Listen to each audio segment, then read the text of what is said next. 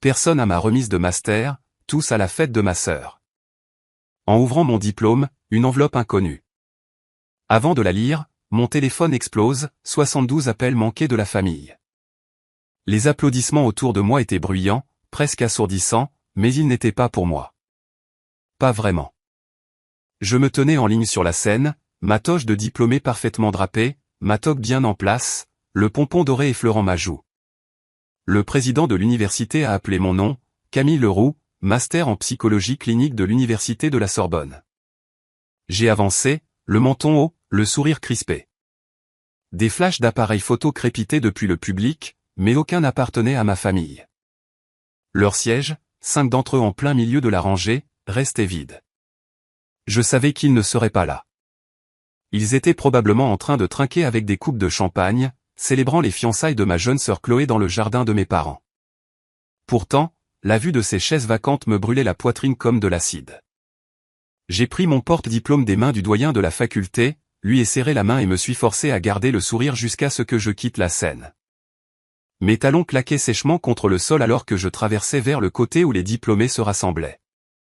J'ai ouvert le porte-diplôme, m'attendant à y voir le papier raffiné de mon diplôme. À la place, quelque chose a glissé. Une enveloppe, blanche, simple, sans adresse d'expéditeur. Le papier semblait de qualité, plus épais que la normale. Mon surnom, Cam, était écrit à la main dans une écriture soignée qui m'était familière. Pendant une seconde, j'ai pensé que c'était peut-être d'un de mes professeurs, mais mes doigts ont hésité. Le bourdonnement de la foule sembla s'estomper, remplacé par la sonnerie aiguë et insistante de mon téléphone dans ma poche. Je l'ai sorti. 72 appels manqués, tous de maman, papa et Chloé. La sonnerie a continué alors que je restais figé, mon pouce planant au-dessus du rabat de l'enveloppe. Quelque chose s'est tordu dans mes entrailles. Ma respiration est devenue courte. Cam.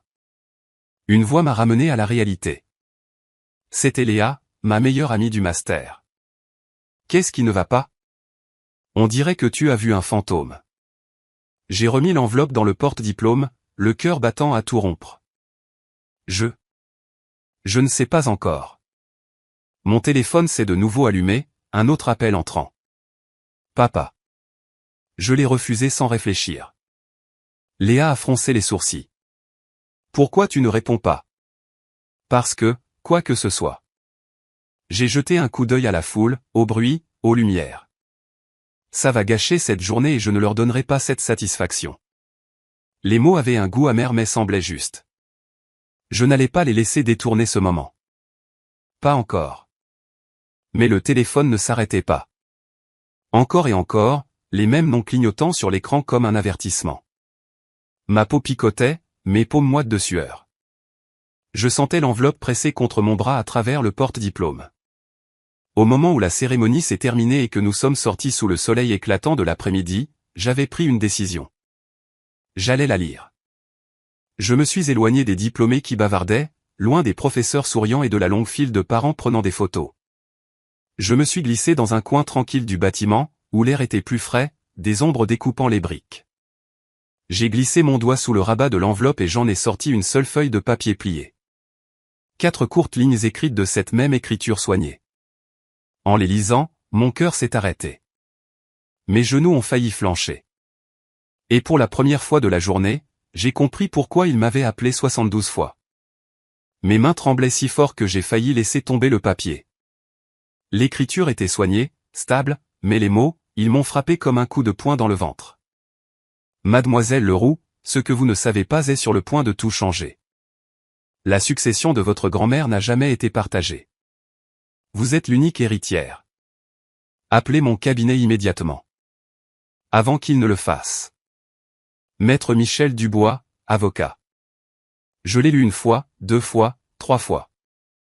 Mon pouls battait à tout rompre dans mes oreilles. Je ne savais même pas que ma grand-mère avait une succession à partager. Mes parents avaient toujours dit qu'elle était décédée sans rien laisser d'autre que des dettes. Ils en avaient même ri, comme si la femme qui avait élevé mon père avait été un fardeau plutôt qu'une famille. Mais ça, c'était réel. Le poids du papier, la précision de l'écriture, le nom en bas. Je connaissais Maître Dubois. Il avait été l'avocat de ma grand-mère pendant des décennies. Et la phrase qui ressortait comme une enseigne au néon. Avant qu'il ne le fasse. Je n'avais besoin de personne pour m'expliquer qui était-il. Mon téléphone a de nouveau vibré dans ma main. Maman, cette fois.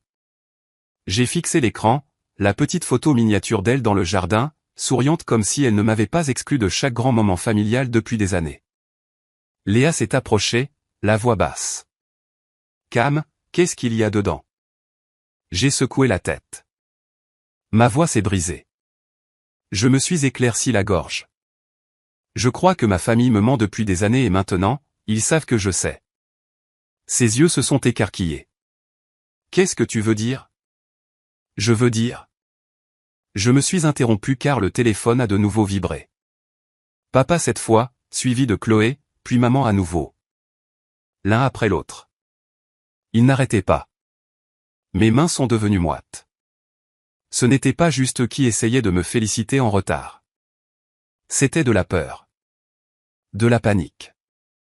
J'ai fourré la lettre dans mon sac, attrapé le bras de Léa et commencé à marcher rapidement vers le parking.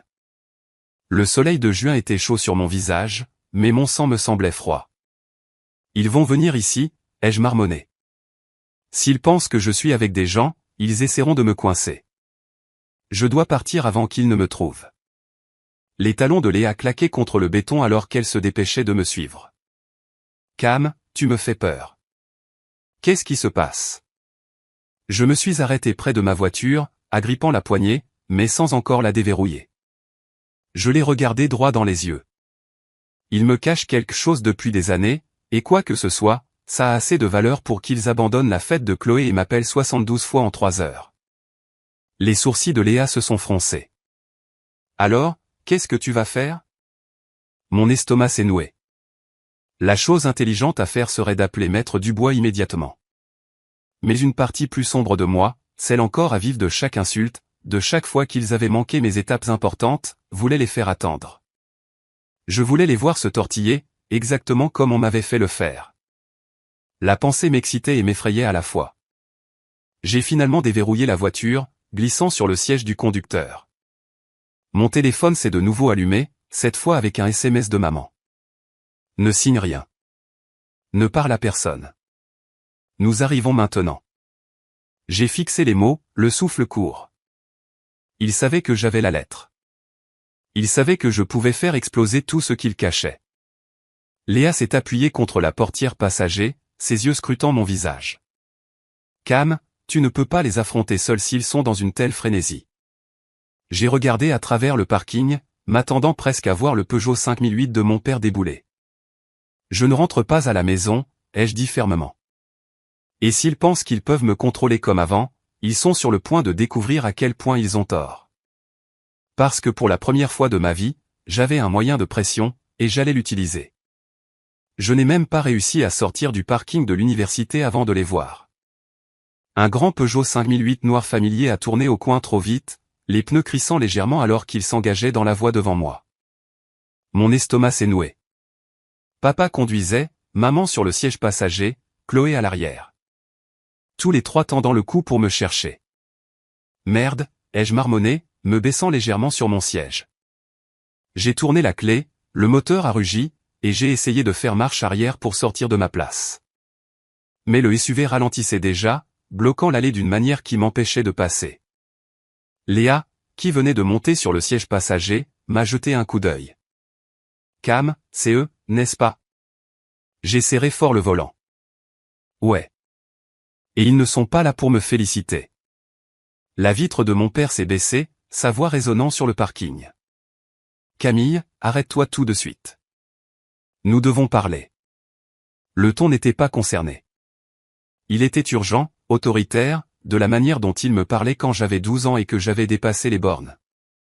J'ai gardé les yeux droits devant, faisant semblant de ne pas entendre, mais la voix de maman est venue, aiguë et perçante. N'ose même pas nous tourner le dos. C'est sérieux. Mon pouls battait dans mes tempes. Je sentais les yeux de Léa sur moi. Cam, quel est ton plan? A-t-elle demandé doucement. J'ai expiré lentement. Mon plan, c'est de ne pas les laisser me coincer dans la voiture comme si j'étais une gamine effrayée. J'ai ouvert ma portière et je suis sorti.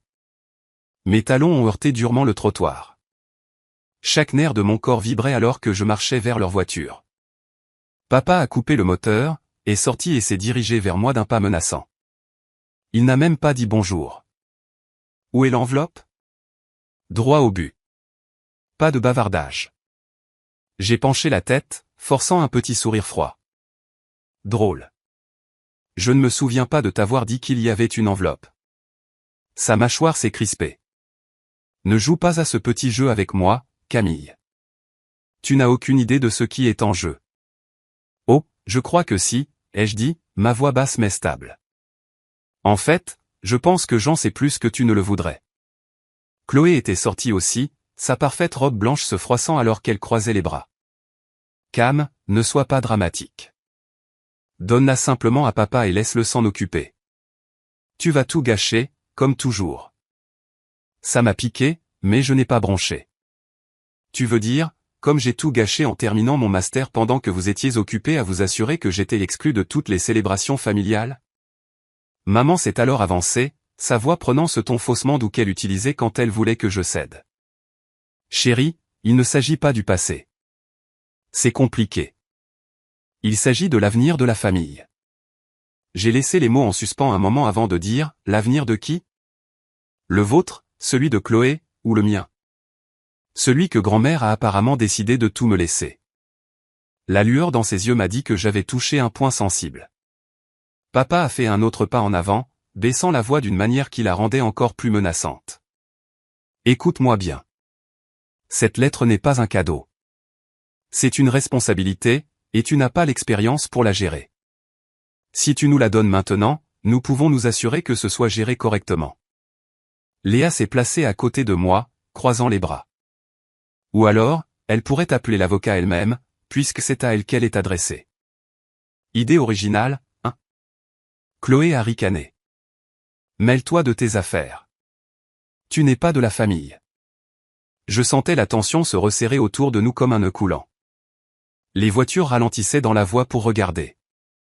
Des étudiants faisaient semblant de ne pas fixer. Et à ce moment-là, j'ai décidé que je n'allais pas céder. Pas ici. Plus jamais. Vous m'avez ignoré, menti, humilié devant des gens pendant des années, ai-je dit, la voix ferme. Alors, si vous pensez que je vais vous donner la première chose qui pourrait réellement m'appartenir, vous avez oublié à qui vous parlez. Les narines de mon père se sont dilatées. Le visage de ma mère est devenu pâle. Les lèvres de Chloé se sont entr'ouvertes sous le choc. J'ai reculé vers ma voiture, mes talons claquant comme une ponctuation. Je vous recontacterai, ai-je dit, avant de claquer ma portière. La voix de Léa était basse mais tendue par l'adrénaline. Cam, ils ne vont pas laisser tomber. Je sais, ai-je dit, en sortant de la place et en regardant au-delà du SUV. Et en jetant un coup d'œil dans le rétroviseur, je les ai vus, immobiles. 3 personnes qui n'avaient jamais eu peur de me perdre auparavant, réalisant soudain qu'elles le pourraient. Léa et moi n'avons pas beaucoup parlé en quittant le parking, mais le silence n'était pas confortable. Ma prise sur le volant était ferme, et chaque fois que je vérifiais mon rétroviseur, le même SUV noir était là. Ils nous suivent, a finalement dit Léa. Je n'ai même pas regardé. Je sais. Cam. Ils nous suivent vraiment. Je sais, ai-je répété, la mâchoire serrée. Ils pensent que s'ils me gardent en vue assez longtemps, je vais me fatiguer, m'arrêter et leur donner. Léa s'est agitée sur son siège, regardant derrière nous. Ils te sous-estiment. J'ai eu un rire sans joie. Ils m'ont sous-estimé toute ma vie. J'ai tourné dans une rue secondaire, faisant semblant de me diriger vers la route principale. Mais au lieu de prendre la sortie du périphérique, j'ai tourné brusquement dans le parking bondé d'un Carrefour Market et je me suis garé à côté d'une camionnette de livraison. J'ai coupé le moteur, faisant signe à Léa de se baisser sur son siège. Le SUV est passé lentement, mon père tendant le cou pour nous chercher. Ils ne nous ont pas vus. Quand ils ont disparu sur la route principale, j'ai expiré. Ok, ça nous donne quelques minutes. Léa s'est redressée, repoussant ses cheveux. On va où maintenant? Directement au cabinet de Maître Dubois, ai-je dit sans hésiter. Avant qu'il ne réalise que je ne rentre pas à la maison et qu'il n'essaie autre chose. Mais alors que je revenais sur la route, mon téléphone a vibré avec un SMS d'un numéro inconnu. Si tu vas le voir, tu le regretteras. C'est Chloé. J'ai tendu le téléphone à Léa pour ne pas être tenté de répondre. Lis. Elle l'a fait, ses yeux se plissant. Waouh. Elle ne fait même pas semblant d'être subtile. Elle n'a jamais eu à l'être, ai-je dit. Ils ont toujours supposé que je finirais par céder. Nous avons roulé dans un silence tendu pendant encore 15 minutes jusqu'à ce que je me gare devant un petit bâtiment en briques avec une plaque dorée à l'entrée. Dubois et Associés, avocat. J'ai attrapé mon sac, l'enveloppe à l'intérieur me semblant plus lourde que jamais.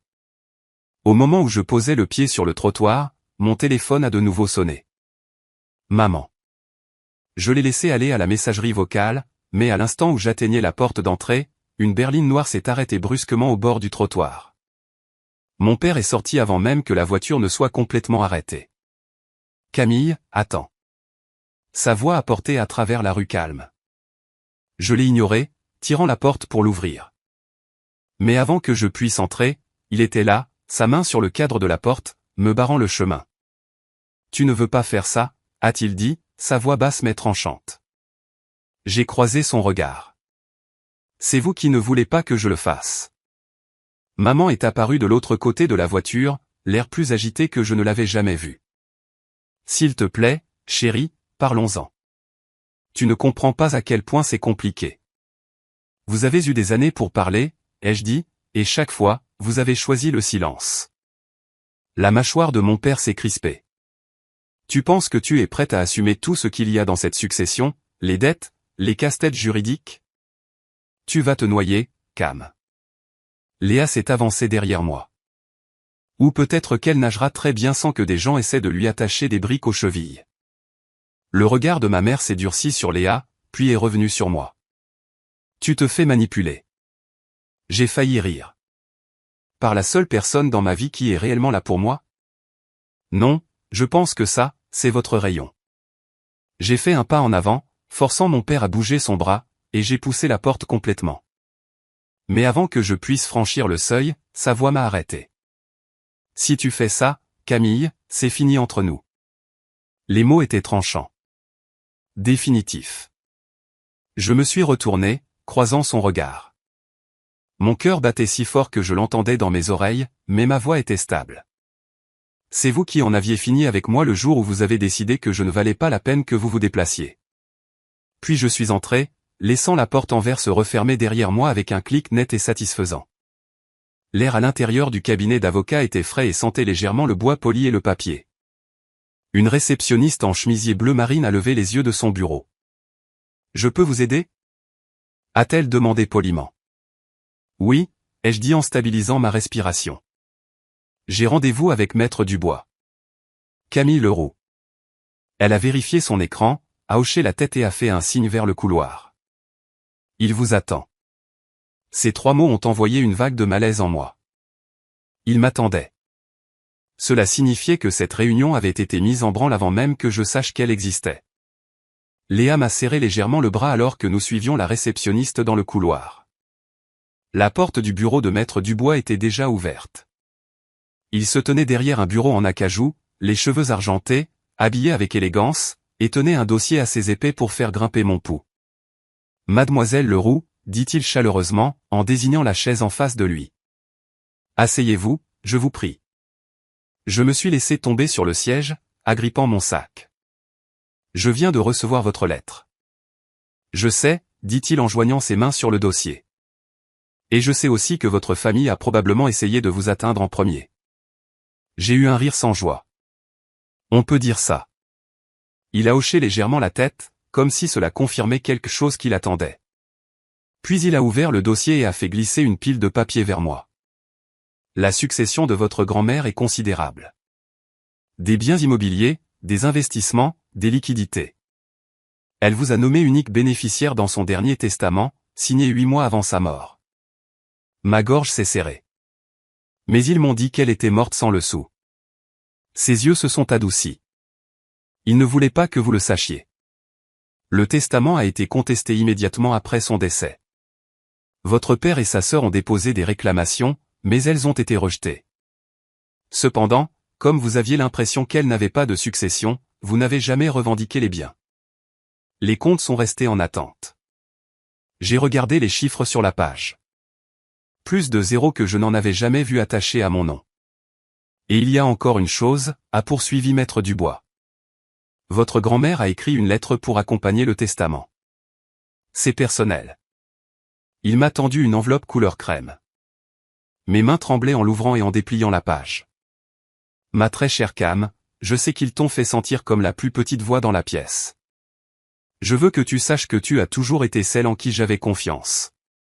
La seule qui ne me regardait pas pour ce que je pouvais donner, mais pour qui j'étais.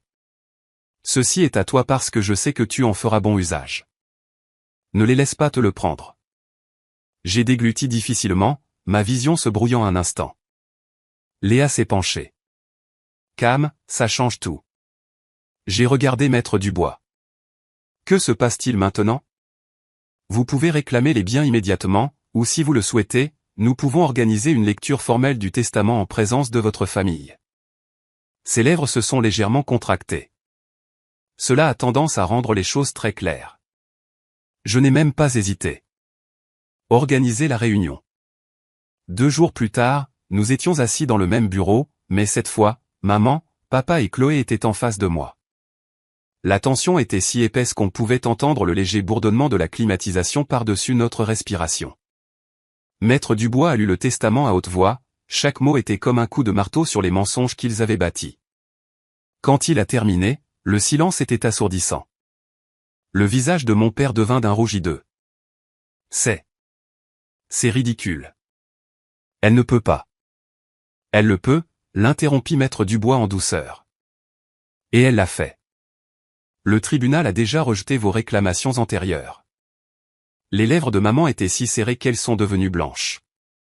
Les yeux de Chloé passaient de l'un à l'autre, calculant, se démenant. J'ai posé la lettre de ma grand-mère sur le bureau entre nous, ma voix calme, mais tranchante comme de l'acier. Vous m'avez dit qu'elle n'avait rien. Vous m'avez regardé lutter pendant mes études alors que vous me cachiez ça. Et maintenant, vous voulez que je croie que vous vous souciez de mon bien-être. La voix de maman s'est brisée. Cam, nous essayons juste de te protéger. Non, ai-je coupé sèchement. Vous vous protégiez vous-même. Ils n'ont rien eu à répondre à cela. À la fin de la réunion, Maître Dubois a fait glisser les derniers papiers vers moi. Ma signature était nette et assurée. C'était fait. Alors que nous nous levions, j'ai croisé le regard de mon père une dernière fois. Vous aviez raison sur une chose. C'est l'avenir de la famille. La différence, c'est que je ne vais pas vous le rendre. Léa et moi sommes sortis ensemble sous le soleil. Mon téléphone a vibré. Un SMS d'un numéro inconnu. Nous devons parler, s'il te plaît. J'ai éteint l'écran sans répondre. Pour la première fois depuis des années, le silence me semblait appartenir.